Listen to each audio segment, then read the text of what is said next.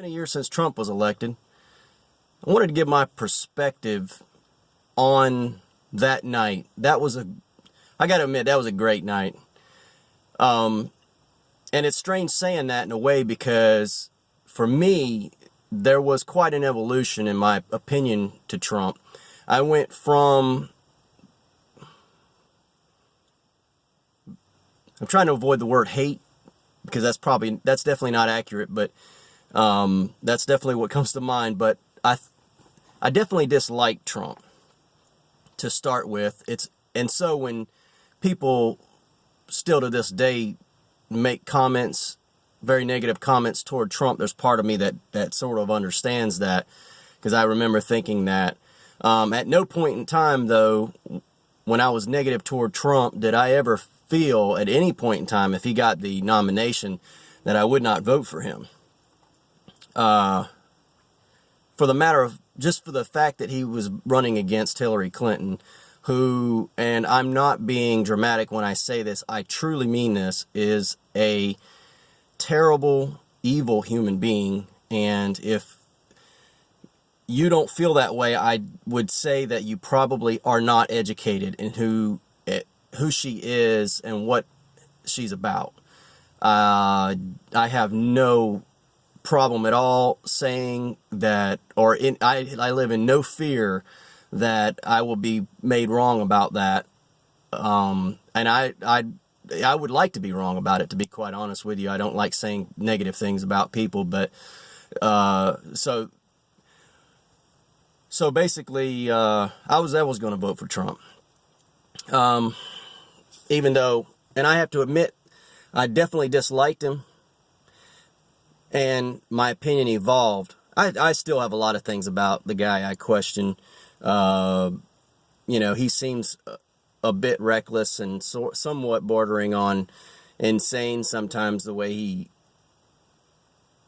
just talks and goes after people and says things that just seem rather juvenile. So let me explain a little bit about that evolution. For me, from the very start, when I was disliking the guy, there were people whose opinions I valued that were on the Trump train from the very beginning, and it always puzzled me, and I couldn't quite understand what it was that I was missing.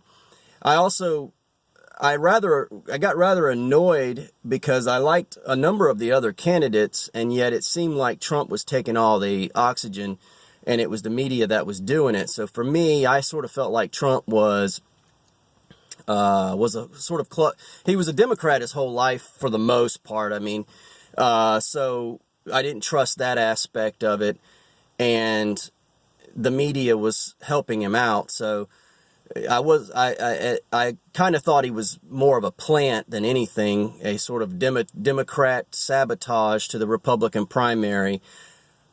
Once he got the nomination, though, it seemed pretty clear to me that, well, even before he got the nomination, one of the things that I know for sure was the Republican establishment wasn't for him. That was very appealing to me, because I remember after we were forced to vote, or the Republicans gave us the likes of John McCain to vote against Obama. I remember once he lost that there was this talk, it seemed like, that Romney was the next heir apparent, and lo and behold, Romney was the next nominee. I hate that kind of stuff.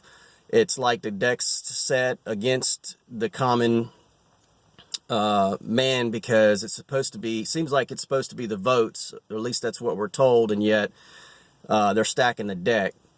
And so we saw this, and we saw that too going on, obviously, in a much more blatant fashion when it came to stacking the deck, what the DNC was doing against Bernie Sanders. So we see what both the establishment sides of the politic of Washington, D.C. does. And so it seemed very clear to me, at a certain point, at least it became clear to me, that he didn't have any friends on either side. And so that was very appealing to me, because I I don't like the establishments on either side. I feel like I have to vote Republican because they at least say they're for limiting the establishment, whereas the Democrats justify why the government needs more power and needs to spend more money. That never flies well with me. I have a logic problem with that. Some people don't. That's fine. It's just a matter of how you feel the best way to govern. So he began to, at that point, to begin to improve in my mind. And one of the things is, as I mentioned before, that the media seemed like they were helping him. And the reason why I thought that was obviously they're giving him all this coverage. And of course, he's doing crazy things. And so they cover crazy stuff. They're drawn to it like moths to the flame, it seems like. And so part of the thing was I started thinking, well, maybe it wasn't so much of a conspiracy. Maybe it was the media is just that stupid. And so it's easy to think about the media being that stupid. And so that began to change my mind a little bit on as far as that goes. This also plays into how people view the relationship between conservative Christian people and Trump. It's often talked about as if it's a crazy thing that Christians could support Trump. And I wanted to sort of talk about that because I consider myself to be an evangelical and I support Trump. And so how can you do that? How can you justify that being an evangelical? And clearly Trump is not an evangelical. He doesn't live his life in a way that you would think that a Christian should support. Obviously, it goes back to this fact. You have two choices. So you can either vote for a really, really evil person, or you can just vote for a flawed person. The fact that this is so astounding to people on the left or in the media that Christians would support Trump is baffling to me, because as a Christian, one of the things that at least people on the outside should understand about Christians is that we say everybody's flawed, everybody's sinned, and so we come at it from that position, whereas the left, they are usually of the mindset that it's the environment that people are basically good, and that it's the environment that makes people bad.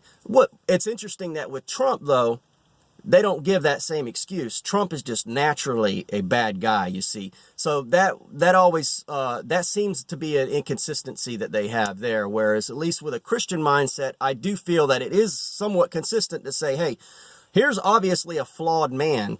He's got a lot of problems, but we ain't got a lot of choices, and this guy is at least saying the right things.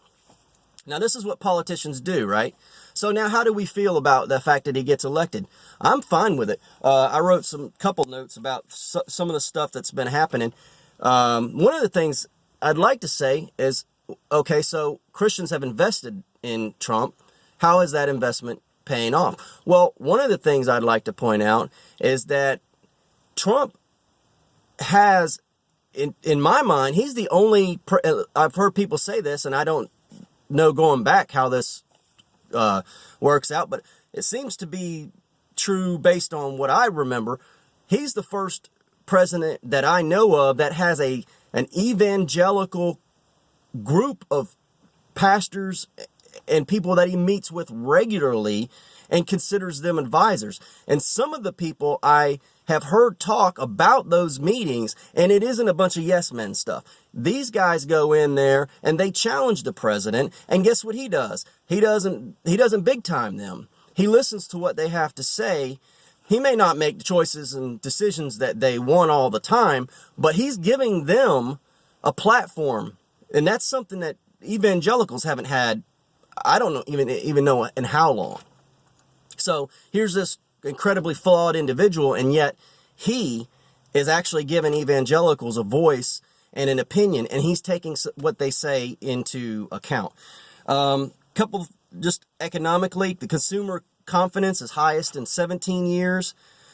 Second biggest stock rally since JFK. They're working on tax reform. They've got lobbying restrictions. That, I mean, who's for lobbying? So, you know, that's a good thing. That should be bipartisan support. He pulled out of that stupid Paris climate change accord. I don't even want to get into climate change. I'm against that whole, you know, basically, if you think politicians can change the weather, you know, it doesn't have anything to do about the science. Forget that. Call it man-made if you want. I don't even care. If you think politicians are going to stop and change the weather, you're crazy. Originalist judges. He's appointing originalist judges, just like I said. And you know what? If he drains that swamp, hey, that's a grand slam in my mind. And let me explain a little bit about this evolution too, because one of the things that was going on while I was watching this whole thing unfold was this idea that I would get on the internet and I would listen to people talk about the elections, the polling, and all this stuff. The internet was basically saying, there was a number of people on the internet that was basically saying Trump's going to win, and Trump's going to win in a landslide. And these polls are wrong, and I can show, I mean, giving you a bunch of information to explain to you how the polls were wrong. But then you get on the nightly news, Fox News, CNN, and all that stuff, and they were completely the opposite. Hillary's going to win. Hillary's going to win. And so what do? I mean, it's crazy. You're sitting there, you got these two polar opposite opinions. Both cannot be right. So we all know what happened, though. So the internet and people down the internet, for good reason, but the people that I was listening to on the internet, they were right. And so this whole thing about fake news and stuff, well, I tend to believe that, because here they were, and I heard something the other day. I forget what her name was on ABC. It was a recap of that election night, and she basically made a comment. She said the Trump campaign and the voters didn't believe the polls. That was the reason that they won. She's admitting that the polls are supposed to have some sort of effect to affect the voter and the other campaign. So obviously, she's giving you the motivation that they have for fake polls, or doctoring the polls a little bit. One of the things too that's interesting about this whole Trump thing is that early on, before all the dust had cleared and he became the nominee, one of the things that baffled me was I heard about this prophecy that this fireman guy had, and it sounded really interesting, but you know, you don't want to believe crazy stuff. I mean, there's a bunch of kooky Christians out there that say a bunch of weird stuff. And so, but here's the thing. He was putting, and he had said this, and you got, I think it's Mark Taylor or something like that. I don't know. You guys can look it up. It's on YouTube, a number of things. And I remember he was, but he had told it because he thought Trump was going to run in 2012. And he said God told him that the prophecy, there was a number of, the way that he could tell whether the prophecy was a true prophecy or not was there was going to be a Triple Crown winner that year. So what happened was there was a horse that won both the Kentucky Derby and the Belmont Stakes, and Trump was toying with the idea that he was going to run. So this guy thought for sure that this horse was going to win. The horse ended up not even racing the Preakness or whatever the other one was. And the name of that horse was I'll Have Another, which is interesting if you think, you know, maybe God's hand is on this a bit, and it's I'll have another 4 years of Obama. So this guy thought his prophecy was garbage. Trump never did run, and then what happens after that is in 2015, lo and behold, there is a Triple Crown winner, and the Triple Crown winner's name is American Pharoah, and then Trump announces. So this guy's thinking, okay, maybe the prophecy is true. So he goes out on the line, and he told people, and unless you think this is a conspiracy where people are making it up after the fact, but the truth of the matter is they started talking about this stuff way before Trump ever even got the nomination. And when people were laughing at the idea of Trump even getting a Republican nomination, let alone winning the presidency, this guy was saying, Trump's going to win. God told me Trump was going to win. And the crazy thing about that is it becomes more believable because when you're watching election night, my God, people are acting like this is a miracle. And let me just give you a little bit of, bring it personally to me. First of all, there was another guy who I found out after the election that also said God told him this. And apparently he had told people, and he didn't even really know who Trump was. And he had said this before, people backed up that he had said this before the election and all that stuff. So anyway, so going back to the media and how this, you watched, so what I do in the morning is I usually will watch Fox News in the morning. And so the day of the election, I'm watching Fox News, and boy, man, Hillary's going to win. There is no doubt about it. And I am just down in the dumps about this. I mean, like I told you, I think Hillary's just an absolute, just a foul human being. And so I'm really hating this, and so I go to pray about this, and I do a devotional in the morning called Daily Light. And if you're a Christian, I highly recommend it. This is a devotional where it's not commentary. It's not a pastor who's talking about stuff. This is just scriptures, bits of scripture put together in sort of a subject matter. And so down in the dumps, so I go pull out my Daily Light, I'm reading it, and I get to the evening portion. There's two sections, morning and evening. I usually read them both in the morning. But here's what it says, and this spoke to me, so think of it what you will. The children of Israel encamped before them like two little flocks of goats, while the Syrians filled the countryside. Thus says the Lord, because the Syrians have said, the Lord is God of the hills, but he is not God of the valleys. Therefore I will deliver all this great multitude into your hand, and you shall know that I am the Lord. And for me, that triggered something in me. I went into prayer, went into this devotional, down in the dumps, and I came out hopeful. But as is human nature, I suppose, and it definitely is with me, by the evening time when I sit down to go watch these results come in, I am back to where I was in the morning. I mean, I'm down in the dumps, because you get filled up with these people saying, oh my gosh, there's no way.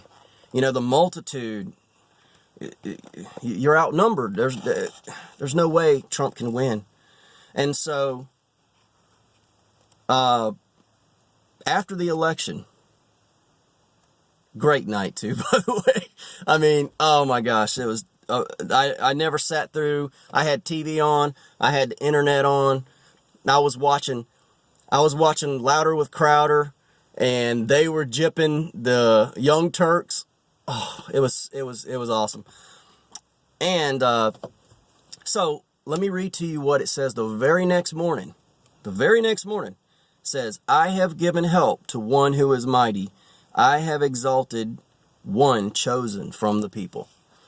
And so, maybe a coincidence. I don't know. But you want to know what I think about it? I don't know that anybody wants to. I want to tell you what I think about it, whether you want to know or not. So hopefully you stuck around and listened to the video. If you got anything, comments, I'm open to hearing what you have to say. Thanks for listening.